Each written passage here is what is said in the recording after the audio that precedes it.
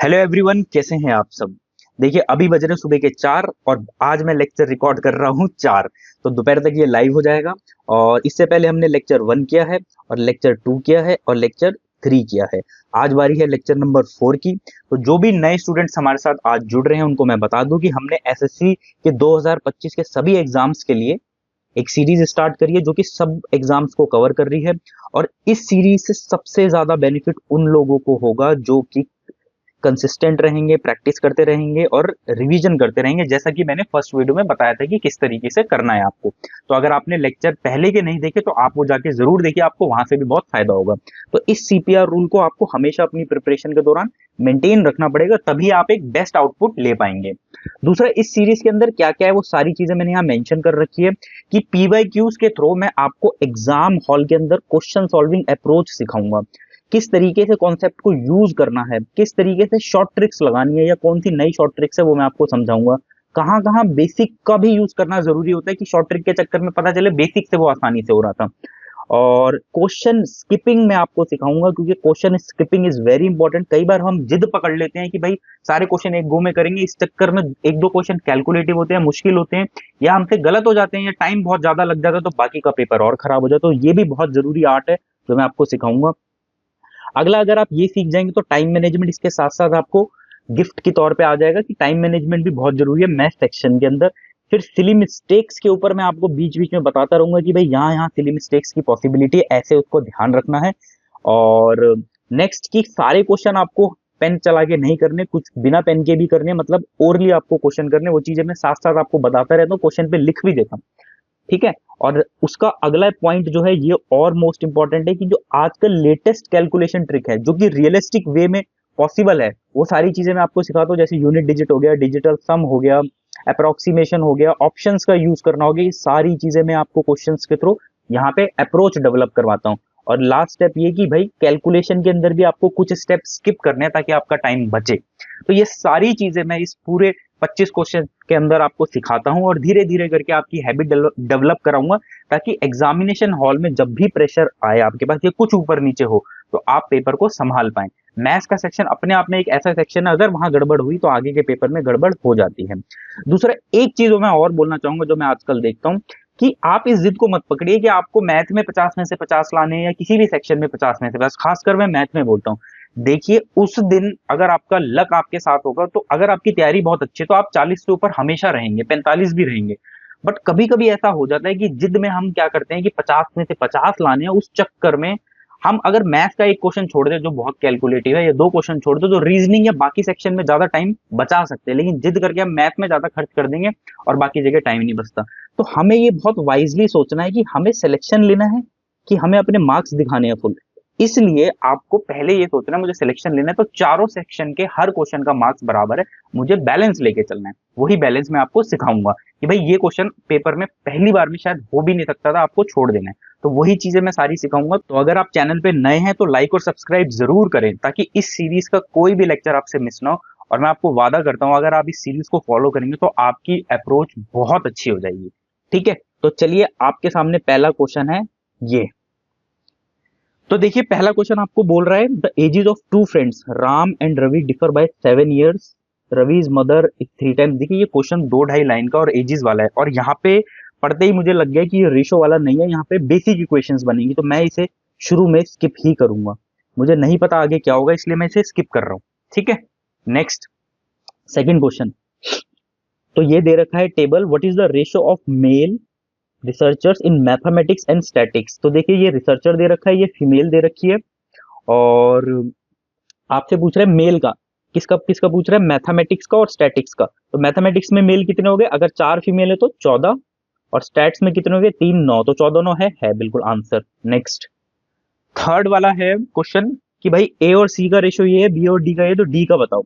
D का बताओ तो बस कुछ भी नहीं है, ए और सी का रेशो क्या है, ए और सी का, तो मैं डायरेक्ट लिख दूं यहाँ पे 5/6, मैंने काट दिया मतलब 5 से, equal to B by D, B कितना है 40 और डी कितना है एज इट इज। तो ये 5 8 जा और 6 8 जा 48, ठीक है, क्रॉस मल्टीप्लाई हो जाएगा ना, 6 8 जा 48। तो ये अब पेपर में आपको ऐसा नहीं है कि अब यहाँ पे भी ऐसे लिखना है 6 8 जा इक्वल टू डी, भाई ये सब स्टेप आपको स्किप करने पड़ेंगे। अब आपको यहीं से दिख रहा था कि 6 8 जा 48 आएगा, ठीक है। Next, by applying which of the following criteria two triangles not be, देखिए पेपर में इस नॉट का बहुत ध्यान रखिएगा, नॉट और इनकरेक्ट इन चीजों वर्ड का ध्यान रखिएगा, ये बहुत ज्यादा सिली मिस्टेक्स कराने के चांस रखते हैं। तो ये कॉन्ग्रुएंट के लिए कौन सी नहीं है, तो देखिए पहले लेक्चर में भी मैंने बताया था, दूसरे में भी बताया था, कॉन्ग्रुएंसी की सिर्फ 5 कंडीशन होती है। तो ये लिखिए एंगल, साइड एंगल ये होती है, एंगल एंगल एंगल यही नहीं होती, ये नहीं होती, मतलब यही आंसर है। साइड साइड साइड होती है, और साइड एंगल साइड ये भी होती है। तो देखिए मैं दोबारा आपको कंडीशन बता देता हूँ, side side side, side angle side, angle side angle, angle angle side, और R H S right hand side, ये यही सिर्फ 5 कंडीशन होती है।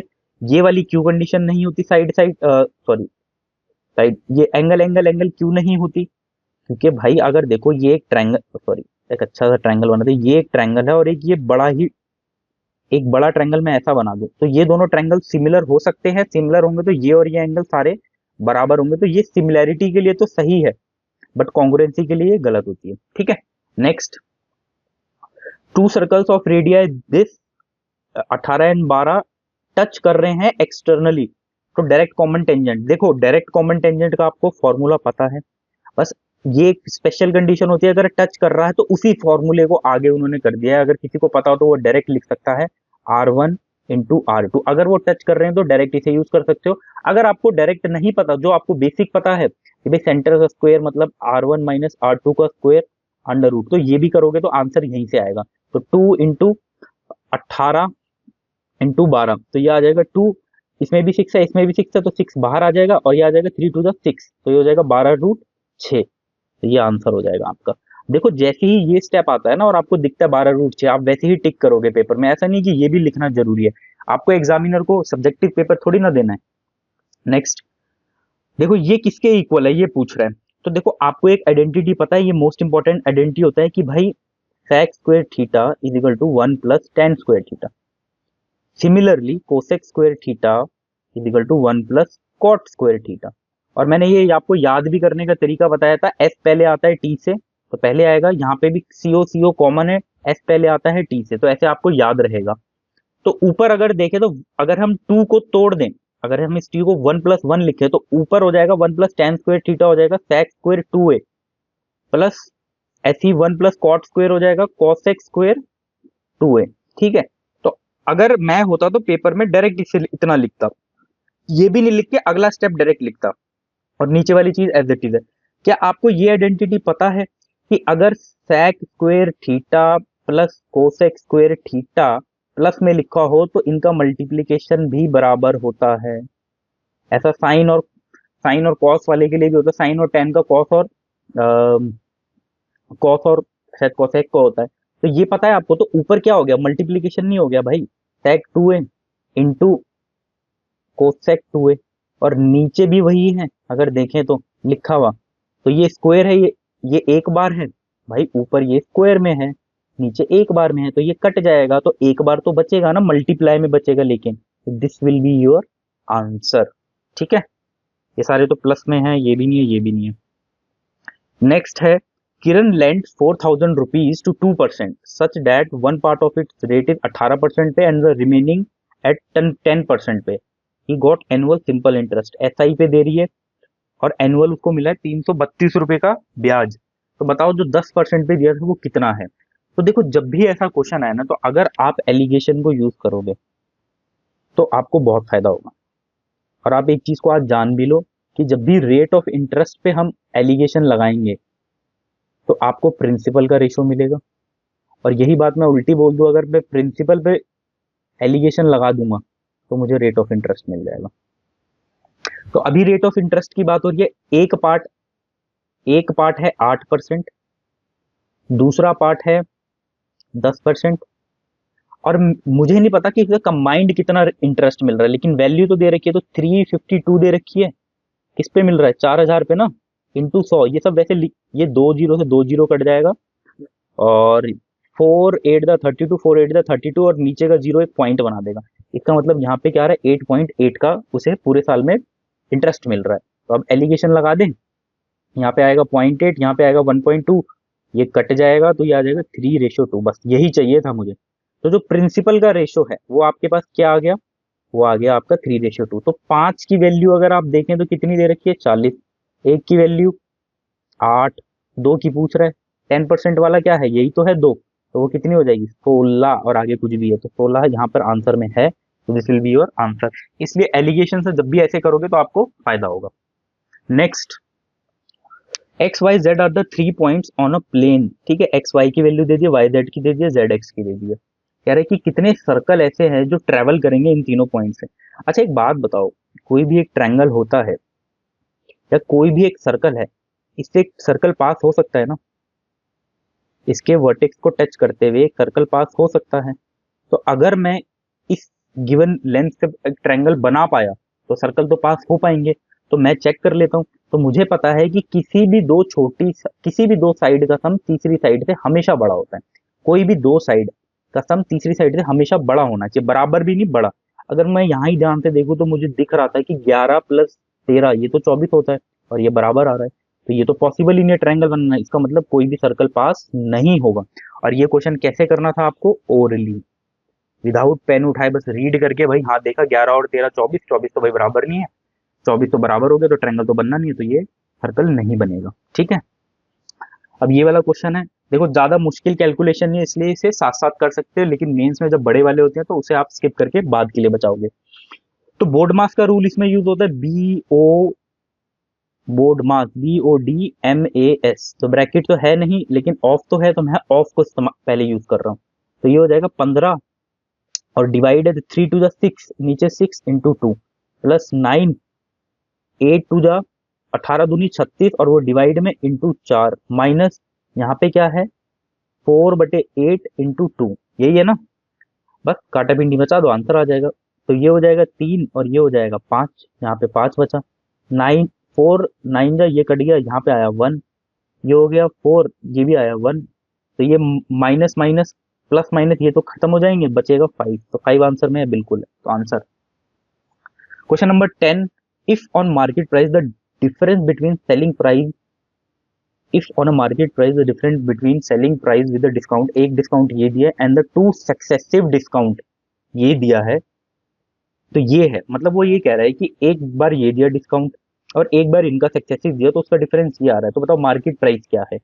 हमेशा याद रखना, हम सक्सेसिव कैसे निकालते हैं, A+B+AB/100, सॉरी -AB/100, ये सक्सेसिव डिस्काउंट निकालने का डायरेक्ट फॉर्मूला है, आप सबको पता होगा। और ये आप मन में ही निकालो तो बहुत अच्छा है, तभी आप टाइम बचा पाओगे, सब निकालते खासकर इजी में।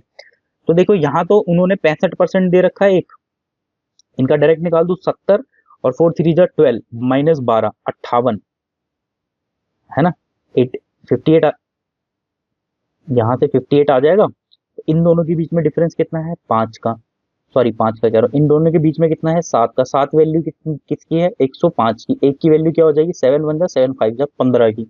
अब वो मार्केट प्राइस पूछ रहे हैं तो बस 100% की कितनी हो जाएगी, 2 जीरो चिपका दो इसके आगे, तो ये आंसर। ठीक है, question number 11, a pole of 10 metre long rest, देखो एक पोल है, ठीक है, वो रेस्ट कर रहा है स्लांटली अगेंस्ट ए वर्टिकल वॉल, ये ए भी एक मैंने वॉल बना दी, इस पे एक पोल है जो कि ऐसे 10 मीटर का है, ऐसे लेटा हुआ है, को क्या एंगल बना रहा है, 30 डिग्री, 30 डिग्री का एंगल बना रहा है ये, ठीक है, ग्राउंड के साथ। How far from the foot of the pole, ठीक है, वो ये कह रहा है कि जो ये डिस्टेंस है भाई, ये जो वॉल से, ये बताओ कितनी है।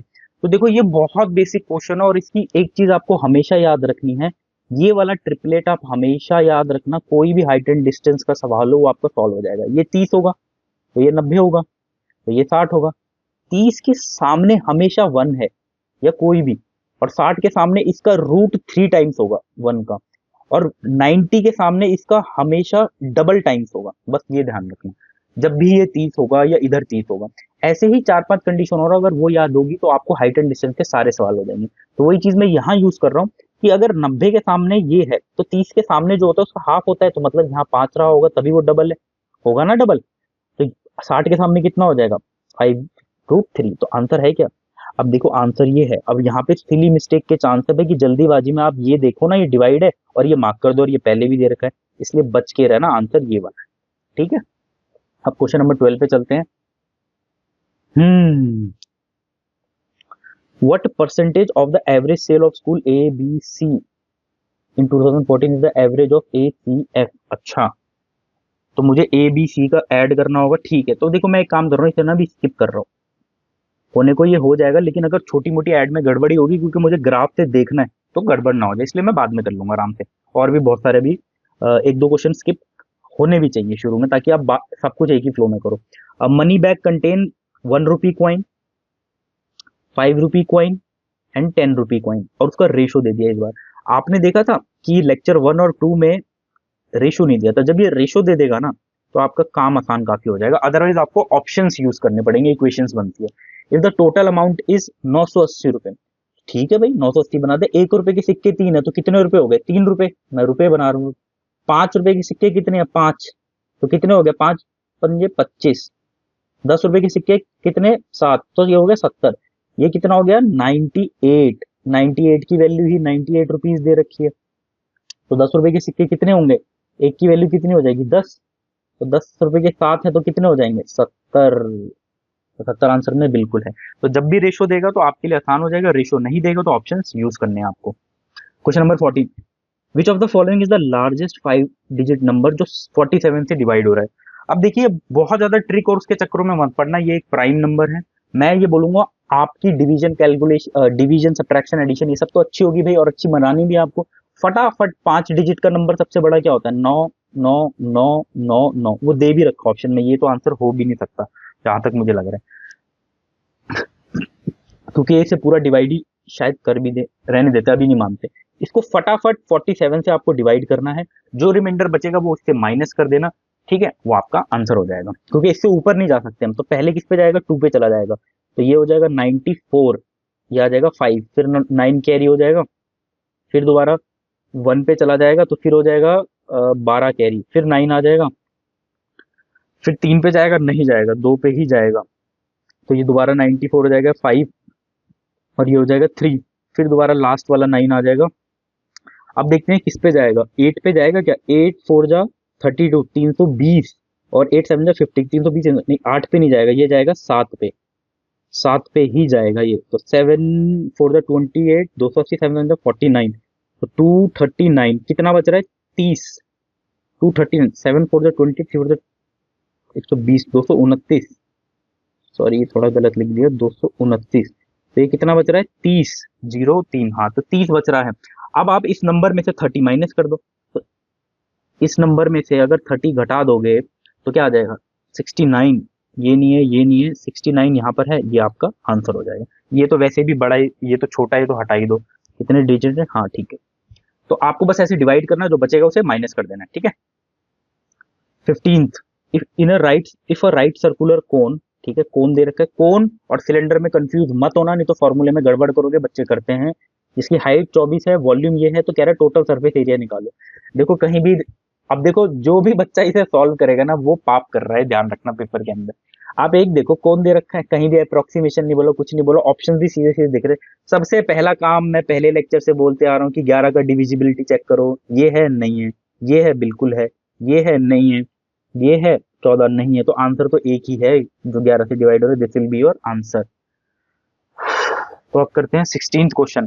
कह रहा है कि टी जो है 0 से 90 के बीच में है, which of the following is true? Angle जो है भाई, एंगल दे रखा है 0 से 90 के बीच में, अब बताओ साइन और कॉस में इन्होंने बड़े सारे वेरिएशन दे दिए। देखो ऐसा सवाल जब भी आए ना, आप एक काम करो, आपने वैल्यूज तो याद कर रखी है 0 से 90 के बीच में, जो कंडीशन बोल रखी है यहाँ पे उस पर चेक कर लो। तो जैसे कह रहा है कि अगर 45 डिग्री पे बराबर नहीं होते, ये तो पहली ही गलत हो गया, बराबर तो होते हैं भाई। अगर 45 से कोई छोटा लें तो क्या साइन बड़ा होता है? हम लेके देख लेते 45 से छोटा, 30 डिग्री पे देखते हैं साइन की वैल्यू कितनी होती है। अगर 30 डिग्री पे देखें साइन की वैल्यू और ये कॉस की वैल्यू, तो ये होती है 1/2 और ये होती है √3/2, तो ये आ जाएगा 0.5, ये होता है 1.73/2, तो ये आ जाएगा 2 8 द 16, तो कुछ 0.8, तो इसमें कह रहा है कॉस बड़ा होगा, तो यहाँ तो साइन बड़ा है, तो ये भी गलत हो जाएगा, कॉस बड़ा वाला है, लेस देन पे कॉस बड़ा वाला ये ऑप्शन है, तो आपका ये वाला हो जाएगा आंसर। और यहाँ पे तो इन्होंने बोल दिया बड़े पे, तो वो कंडीशन ही हटा दी जो ये वाली हम यूज कर रहे थे, तो ये भी गलत हो जाएगा, तो ये आपका आंसर हो जाएगा। चाहे तो आप चेक कर लेना, छोटे पे कॉस जो होता है बड़ा आ रहा है साइन से, ठीक है। नेक्स्ट, अब अगला देखो भाई, अगला तो क्वेश्चन कितना बड़ा है। अब भाई ये कितना भी आसान क्वेश्चन हो, मैं बोलूंगा पेपर में इसको आपको रीड ही नहीं करना। जो भी महान आदमी इसे रीड करेगा, पूरे पूरे चांस है टाइम खराब करके पेपर खराब कर लेगा। पहले छोड़ दो इसे, जरूरी थोड़ा ना यार हमें फुल नंबर लाने, हमें सिलेक्शन लेना है पहले। टाइम बचेगा तो करेंगे, नहीं तो नहीं करेंगे। आसान तो पहले करें। 18वां क्वेश्चन, गेन परसेंटेज बताओ कि प्रिया ने अपना स्कूटर बेच दिया। देखो तैयारी करते करते ये हालत होगी, प्रिया को अपना स्कूटर बेचना पड़ा और इतने का बेचा और गेन करा है 1/6 ऑफ सेलिंग प्राइस। देखो यहाँ पे इन्होंने स्पेशली मेंशन करा है 1/6 ऑफ सेलिंग प्राइस। इसका मतलब ये 6 जो है ये एसपी है, तो सीपी आपका क्या होगा भाई साहब, एक का गेन है ना 6 पे, तो वो होगा 5।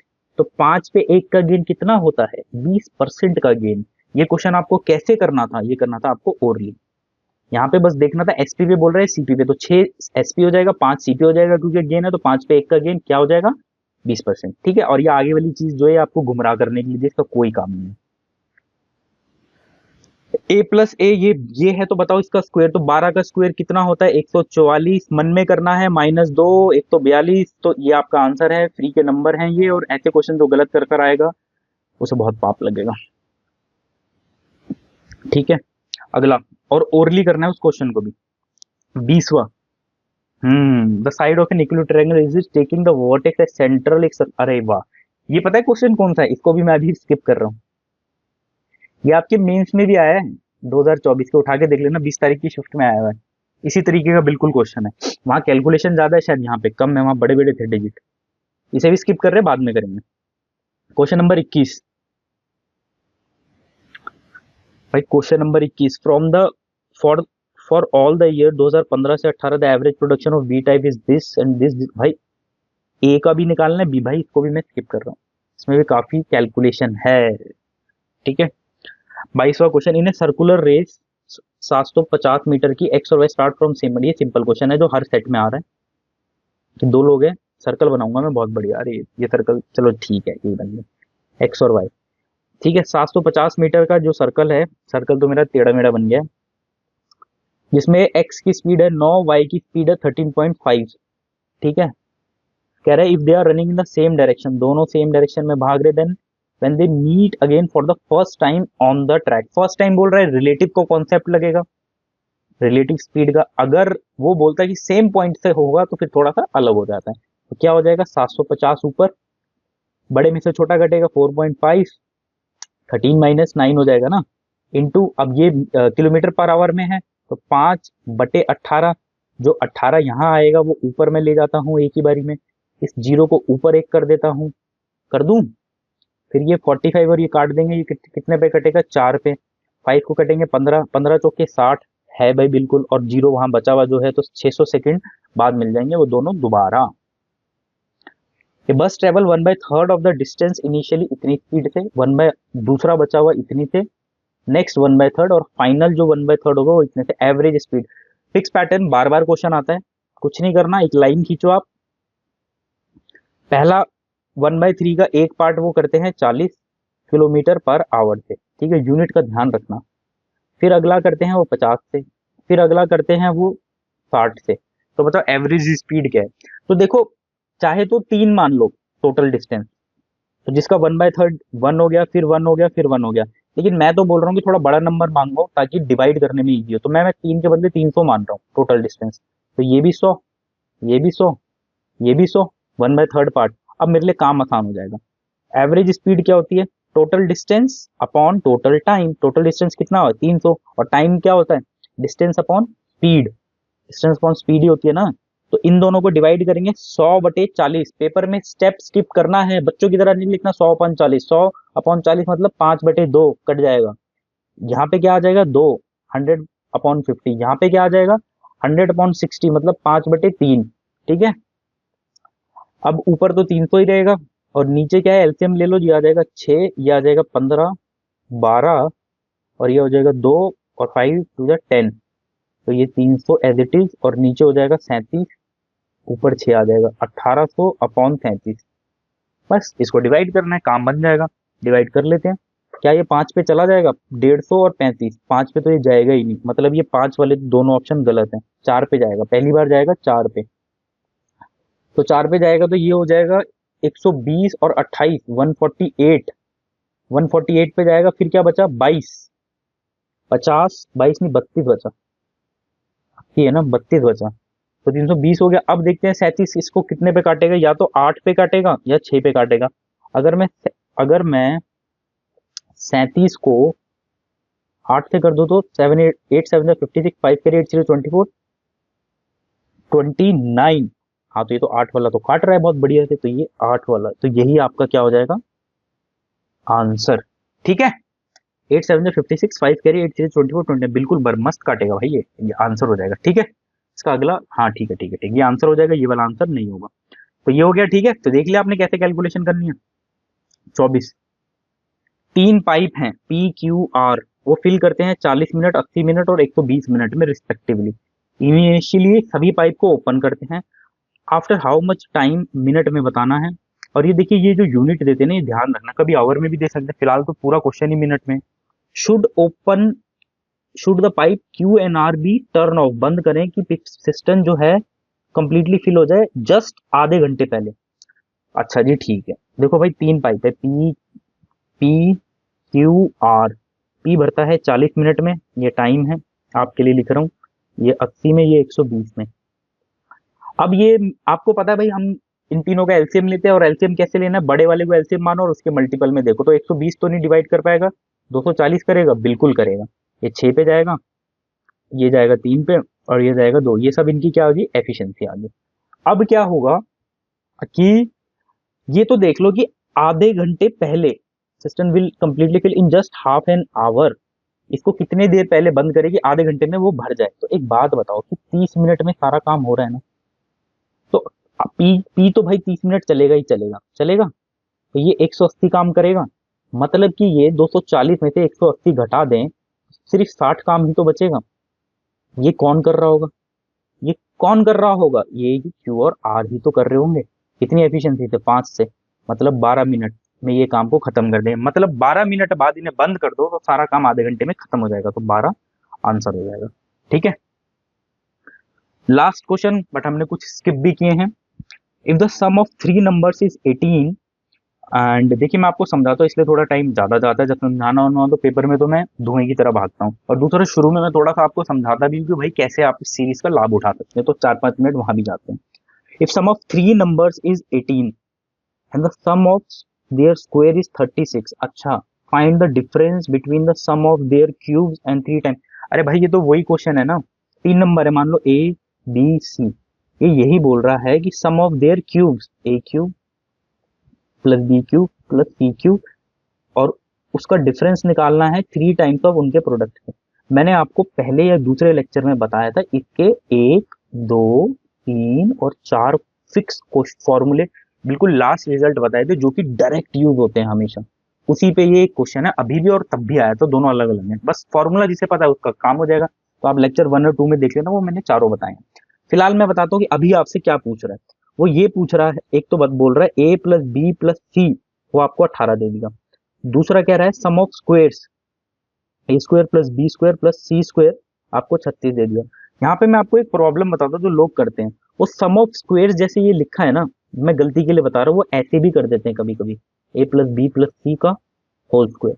तो इसको कैसे करना है, तो मैं हमेशा बताऊंगा, जैसे लिखा है ना सम ऑफ स्क्वायर्स, तो उल्टा करते हैं, पहले स्क्वायर होगा, मतलब कहने का पहले स्क्वायर होगा फिर सम होगा। तो देखो पहले मैंने स्क्वायर करा फिर सम करा, रिवर्स ऑर्डर में, ठीक है, लिखते हैं। तो मैंने लिखना आपको बता दिया।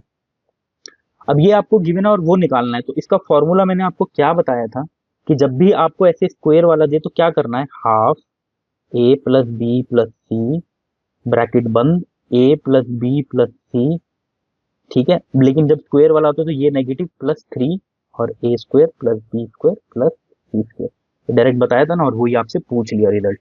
अदरवाइज पेपर में आप इधर उधर करते करते टाइम ज्यादा किल करेंगे। तो ए प्लस बी प्लस सी कितना है, 18, 18 का आधा कितना हो जाएगा, 9।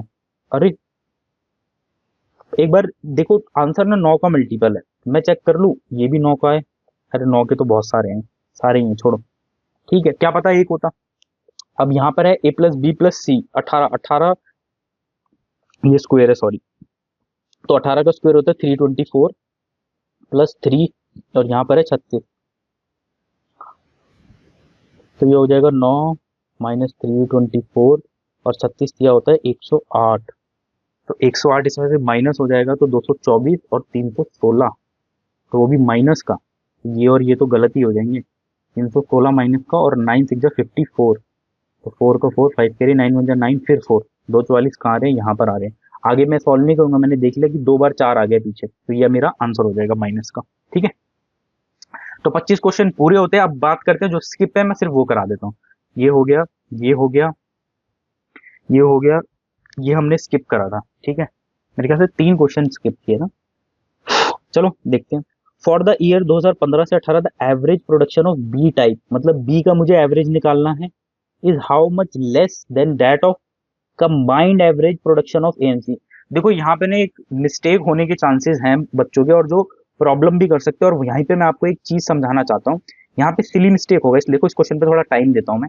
सिली मिस्टेक होगा, आपका टाइम वेस्ट होने की पूरी पॉसिबिलिटी अगर आप समझ नहीं पाए, तो ऐसे में आप क्या करा करो, फटाफट ना हिंदी में पढ़ लिया करो उस वक्त क्वेश्चन, हिंदी में कई बार आपको ज्यादा समझ आता है। वो यहाँ पे ये कंबाइंड बोलने का मतलब आप समझ रहे हैं क्या कह रहे हैं, कि एवरेज आपको ए और सी का तो लेना है, और उसका भी कंबाइंड एवरेज लेना है, ये बोल रहे हैं। यहाँ आप अगर पढ़ोगे कि औसत उत्पादन ए प्रकार और सी प्रकार के कारों के संयुक्त औसत का, समझ रहे हो। तो मेरा कहना यह है कि पहले मैं बी का टोटल निकालता हूँ। ये हो गया 0 5 13 13 2 15, ये हो गया 19, एक कैरी 13 14 14 20 25, तो भाई 20 ए बी आ गया मेरा 25 90। अब यहाँ बात करते हैं ए और सी की।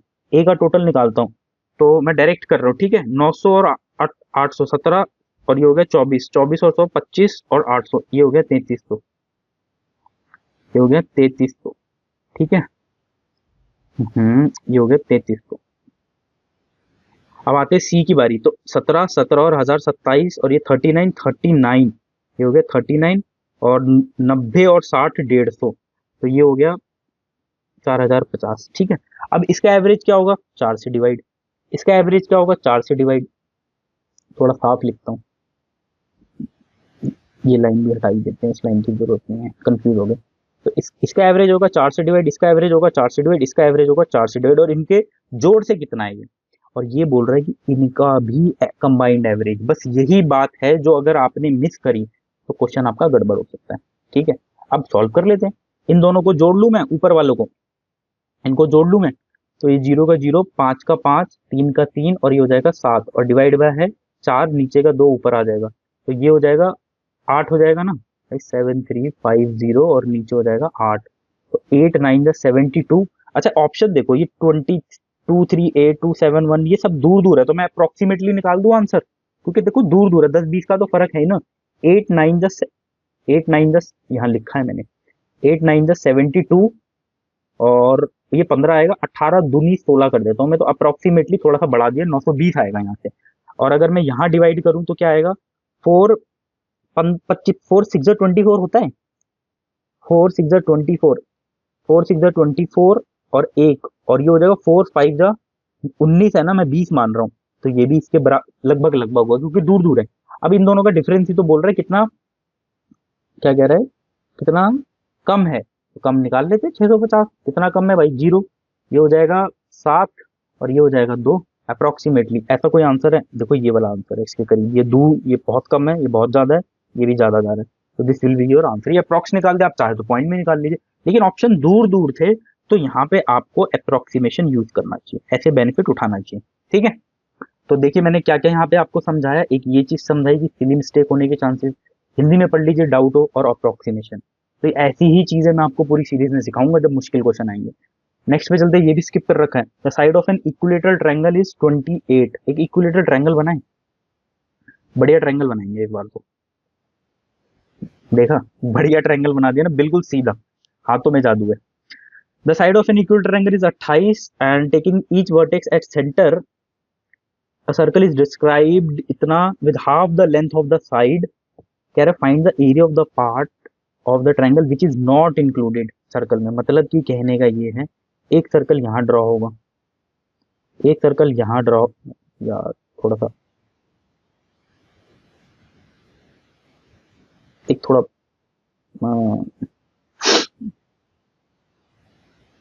अब करते हैं। तो एक सर्कल, थोड़ा फिगर अच्छा बनाने में ना, मत समझाने में मजा आएगा, क्योंकि ये मेंस में भी क्वेश्चन आया यार, फिर अच्छा नहीं बन रहा।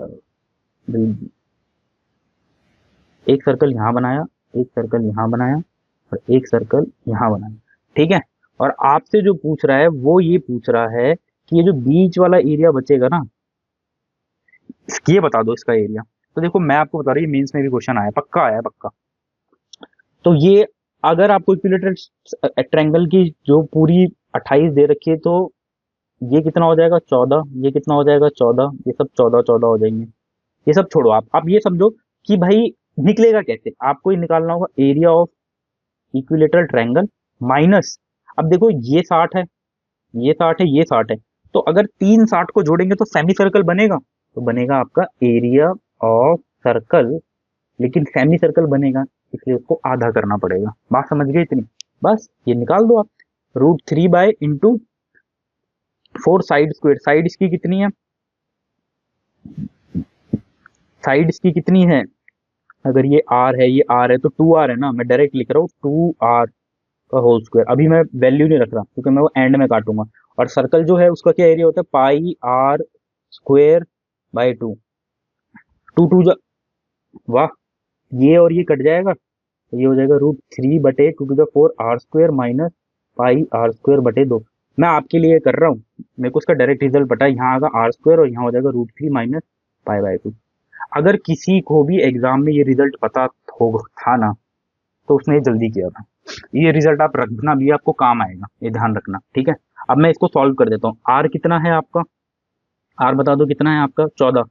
तो आर है आपका 14, हो गया 196। देखो पेपर में जिसे रिजल्ट पता होगा लिखा होगा 196, फिर √3 की वैल्यू 1.73, फिर पाई की वैल्यू लिखेगा 22/7/2, इससे ये कटेगा, ये आएगा 11, 11/7 कितना होता है, 11/7 होता है 7 × 7, और ये हो जाएगा 40, 7 × 5 और 7 × 5 = 35, फिर 50, 7 × 7 = 49, मतलब 1.57 इससे घटाना है, 1.57 इसमें से घटाना है, तो ये हो जाएगा 13 6, और ये हो जाएगा 1, मतलब 0.6 आ रहा है। मतलब अगर मैं 196 से 0.16 मल्टीप्लाई कर दूं तो मेरा आंसर 16 6 96 का 6, 16 6 96 के ऊपर 9 कैरी, 16 में 144, 153, 15 16 31 पॉइंट समथिंग है क्या, अरे भाई 31 आंसर है, ये भी नहीं, ये भी नहीं, ये भी नहीं, आंसर हो गया ये तो। ठीक है, तो ये रिजल्ट आपको काम आएगा। ये हो गया था, ये हो गया था, ये, अरे वाह, एक और ये भी छोड़ रखा है। देखो आपको समझा रहा हूँ तो लेक्चर बड़ा जा रहा है, मैं सोचता हूँ छोटा शूट करूँ, लेकिन फिर वही बात है कि आपको चीजें समझ नहीं आएंगी और नॉलेज प्रॉपरली डिलीवर नहीं हो पाएंगी। ठीक है, अपना फीडबैक दिया कीजिए कमेंट के अंदर, ठीक है, और शेयर कीजिए ज्यादा से ज्यादा, ताकि ज्यादा लोगों को बेनिफिट हो सके, और हमें भी मोटिवेशन मिलता है भाई, अगर आप लोगों का फीडबैक फीडबैक अच्छा मिलता है तो हमें और मन करता है कि हम रोज काम करें। ठीक है, अब कह रहे हैं कि रमेश ने कुछ आइटम्स खरीदे 19 नवंबर 2019 में, लिख लेता हूँ जो बात बोल रहा है, क्योंकि मुझे नहीं पता कहाँ जा रहा है, क्योंकि ये नया टाइप का क्वेश्चन है, कोई टाइप नहीं है, सिर्फ आपसे रीड करवाना चाह रहा है यहाँ पे ना, वो आपकी रीडिंग स्किल देखना चाह रहा है टाइम बचा के। द बिल जनरेटेड वॉज इतना, ही हैड पास में चला गया, ऑल्सो परचेज्ड ईडी पास में चला गया, सम आइटम ऑन 10 नवंबर, 10 नवंबर पहले होता है ना, तो मैं ऊपर लिख देता हूँ, 2019 को पहले उसने खरीदा था और उसका बिल था 9800। ही cleared both the bill at this time, अभी के टाइम, मतलब वो कह रहा है कि अभी उसने पे करा, with paid the total cash, ठीक है। If the dealer give 2% discount on the payment done, 10 दिन के अंदर अगर दोगे पेमेंट तो 2% डिस्काउंट मिलेगा, और 5% डिस्काउंट का अगर कैश में देते हो at the time of purchase, तो परचेज पे तो वो दे, परचेज के टाइम पे वो कैश ही दे रहे हैं, 5% का डिस्काउंट मिल रहा है, इसका मतलब हुआ कि ये आपको 95% पे मिल रहा है 5% का डिस्काउंट, और 10 दिन तो अभी हुए ही नहीं, 9 दिन ही हुए, तो इस पे कितना दे रहा है वो डिस्काउंट, 2%, मतलब ये आपको 98% पे मिल रहा है। तो वो कह रहा है कि find the total amount paid by 19 तारीख को, 19 तारीख को कितना मिल रहा है। अरे वाह, आपसे देखो ये सिर्फ सवाल इतना पढ़वा रहा था, अदरवाइज तो ये सवाल कुछ भी नहीं है, ये बातें लिख ली आप देखो ना, अप्रोक्सीमेट है ना कुछ है, पूरा पूरा आंसर है, तो मैं सॉल्व भी क्यों करूं, मैं डीएस लगा के देखता हूँ ना एक बार। डिजिटल सम जैसे 9 डिजिटल सम होता है, 9 और 8 17, 17 और ये हो जाएगा 8, ये भी 8, 8 8 द 64, यहाँ पे आ जाएगा 1, ये डीएस की वैल्यू आ गई। यहाँ पे डीएस की वैल्यू कितना है, 5 और 9 17, 5 4 9 17, ये आ जाएगा 8, और ये हो जाएगा 9 हटा 5, 8 5 40, यहाँ आ रहा है 4, और इन दोनों को जोड़ दे तो आपका डीएस फाइनल क्या आ जाएगा, डीएस आएगा फाइनल 5। ये चेक कर लेते हैं क्या किसी में। 8 और 1 9, और ये 9 यहाँ पे नहीं है, 8 और 1 9, ये 5, यहाँ पे डीएस 5 आ रहा है। और देखते हैं 9 8 और 9, यहाँ पे 4 आ रहा है, ये भी नहीं है। 9 9, यहाँ पे 1 आ रहा है, ये भी नहीं है। लो भाई, आपका तो काम बन गया। एक ही में डीएस 5 और ये 5 मैच करेगा, तो आपको सॉल्व भी नहीं करना पड़ा। तो आपसे बस यहाँ पे रीडिंग करवा रहा था वो, ठीक है। नेक्स्ट नेक्स्ट, ये भी करा दिया, ये भी करा दिया, ये भी करा दिया, ये भी, ये स्किप कर रखा है। अरे भाई साहब, इस पेपर के अंदर ये चौथा क्वेश्चन है स्किप। तो ये एक अच्छा सेट है जिसमें हमें 3 4 क्वेश्चन स्किप करने को पड़ना, तो ये टफ पेपर रहा होगा डेफिनेटली। आप कह रहे हैं what percentage of average sale of school ABC in 2014 is average sale of school ACB. यहाँ पे भी मैं वही बोलूंगा कि आप हिंदी में इसे रीड करना, यहाँ पे भी कुछ कंफ्यूजन है। 2014 में स्कूल एबीसी की औसत बिक्री का कितना परसेंट 2003 में इतना है? अच्छा, 2013 में जो भी है वो कितना परसेंट है 2014 का।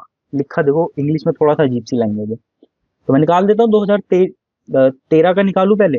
2013 में कौन कौन से स्कूल बोल रहा है, ये रहा 2013, ए सी एफ, ए सी और एफ। अब इनको मैं जोड़ लेता हूँ, तो ये हो गया 50, सी कितना है 60, और एफ कितना है 40, ठीक है। तो ये हो जाएगा 150। और मैं 2014 का निकालूं, तो 14 में कौन कौन से हैं, ए बी सी। 14 है आपका ये डार्क वाला, ए बी और सी। तो अगर मैं ये देखूं तो ये दे रखा है 70, और ये दे रखा है 35, ये 35 है भाई साहब, और ये है 80, 150, और ये 185 हो गया। बस यही तो पूछ रहा था आपको, बस थोड़ा 5 3 जा, ये 0, और ये हो जाएगा 5 3 जा, और 3 5 7 जा। तो 30 जो है 37 का कितना परसेंट है, सॉरी, इंटू 100। पहला देखें जरा, 37 8 पे तो जाए, देखो सब में 8 है तो 8 पे तो जाना ही जाना है। तो ये हो जाएगा 8 3 जा 24, 240, और 8 7 जा 56। तो ये हो जाएगा 300, ये हो जाएगा 300, 306 थोड़ा ना होगा, 296 हो जाएगा। हाँ, तो 296 हो जाएगा। तो 296 हुआ, और बचा क्या, यहाँ पे बच रहा है 4, 40 हो जाएगा। तो भाई पहले तो 8 आएगा, फिर आएगा 1, और 1 के बाद भी पॉइंट ही आएगा, ये नहीं हो सकता, ये गलत है, ये भी गलत है। तो आपका एक ही आंसर है, आप समझ गए, पॉइंट में ही आंसर आएगा, ये इसलिए नहीं हो सकता, ये वाला आपका रॉन्ग है, ठीक है। ये भी हो गया, ये भी हो गया, ये भी हो गया, ये भी हो गया, ये भी हो गया, ये भी हो गया, ये हो गया। कोई और भी छोड़ा है, मुझे लग रहा है हमने शुरू का क्वेश्चन भी छोड़ा था। ये भी हो गया, देखो क्वेश्चन नंबर 1 भी छोड़ रखा है, ठीक है। अच्छा पेपर है ये वाला सेट अच्छा सेट है पिछले वाले सेट के कंपैरिजन, ठीक है। The ages of two friend Ram and Ravi, ये राम है। The ages the ages of two friend Ram and Ravi differ by, देखो राम और रवि 7। अब कौन बड़ा है ये नहीं पता, मैं फिलहाल राम को बड़ा मान के चल रहा हूँ। राम की जो मदर है वो 3 टाइम्स है, मतलब राम की अगर मदर की बात करें, मैं राम के केस में क्या नाम है, माया देवी, वो है 3 times as old as Ram.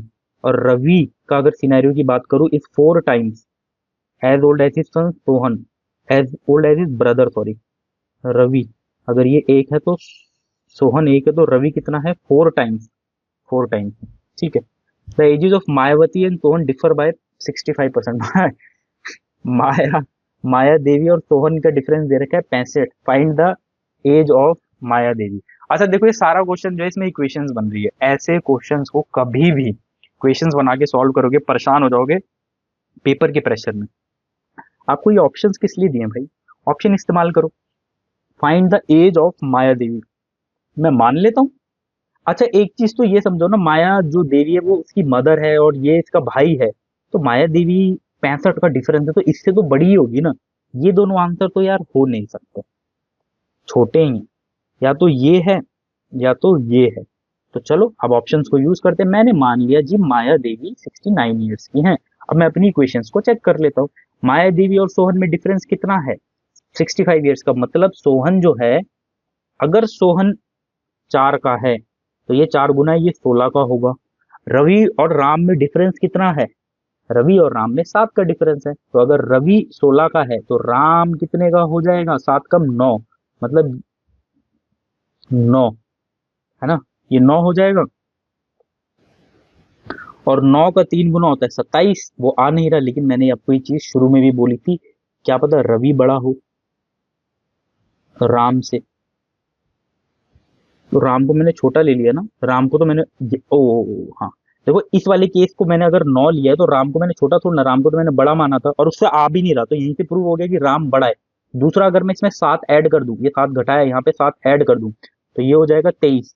तो अगर राम को मैं 23 मानूं और इसका देखूं मैं 3 गुना, तो ये 69 आ रहा है, और यही उसने गिवन है क्वेश्चन के अंदर दे रखा है ना, तो ये सेटिस्फाई कर गया, this will be your answer. तो ऐसे आप रिवर्स इंजीनियरिंग लगा के ऑप्शन से इसे सॉल्व कर सकते हैं। अब मुझे ऐसा लग रहा है कि अब सारे क्वेश्चन आपके हो गए हैं, तो आई होप आपको मेरी अप्रोच पसंद आई होगी और आप जरूर कुछ ना कुछ सीख रहे होंगे। तो अगर आप चैनल पे नए हैं तो फिर से मैं बोलूंगा लाइक सब्सक्राइब जरूर करें, शेयर करें अपने दोस्तों में।